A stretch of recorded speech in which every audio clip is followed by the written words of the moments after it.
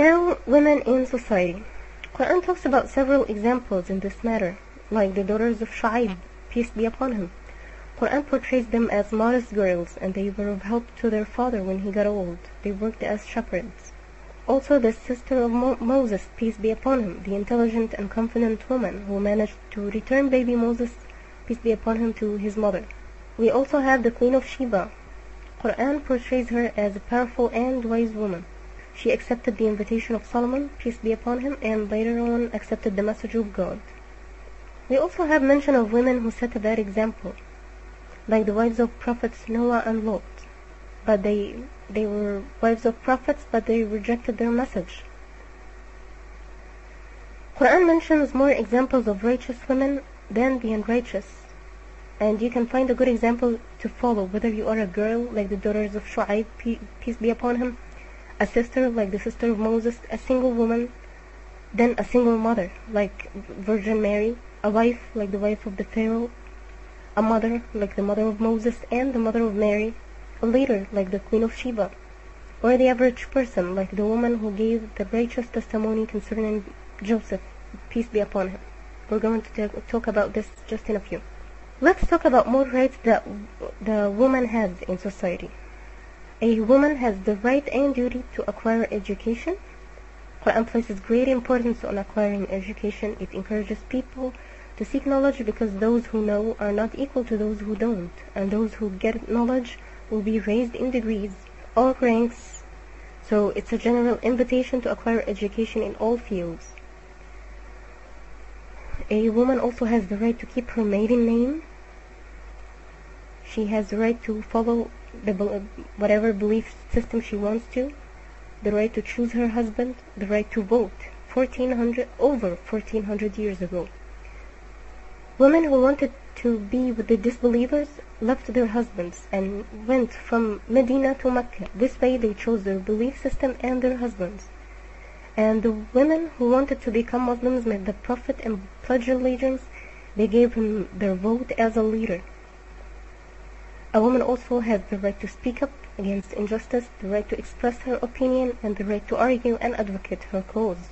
Even argue with the messenger himself, who was in the same position as a president by today's terms. The woman also has the right to bear witness. In this verse we can see that it's talking about financial issues. Merchants used to travel a lot at that time. In case you didn't notice, this verse is talking about a strange situation where there's only one man available to bear witness. If only one woman was to bear witness, then the man will leave and she will forget about the contract, unless of course she has someone to talk to about what happened, another woman. That way her memory will stay refreshed.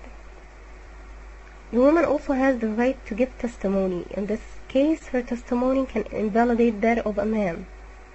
Quran gives us an example of a woman who was married to Al-Aziz. You must have read about the story of Joseph, peace be upon him. The woman was powerful, but she abused her power. She mistreated a boy that her husband wanted to take care of and treat as a son, and she gave her husband a false testimony. But the women that she invited told the truth about Joseph, peace be upon him, in a later time when they were asked to give testimony by the king. Now let's talk about hijab. Why do I dress up modestly? Why do I cover my hair and wear decent clothes? First, because I choose to obey God, believing that He knows best. Second, Quran says that when we dress up decently, we will not get harmed. This is more respectful to the woman, whether she's at work, university, or at the mall.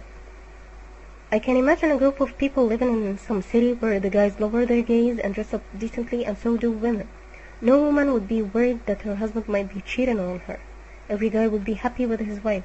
She saves her best for him, happy families. With the men and women both dressing up decently and lowering their gaze, there should be no adultery.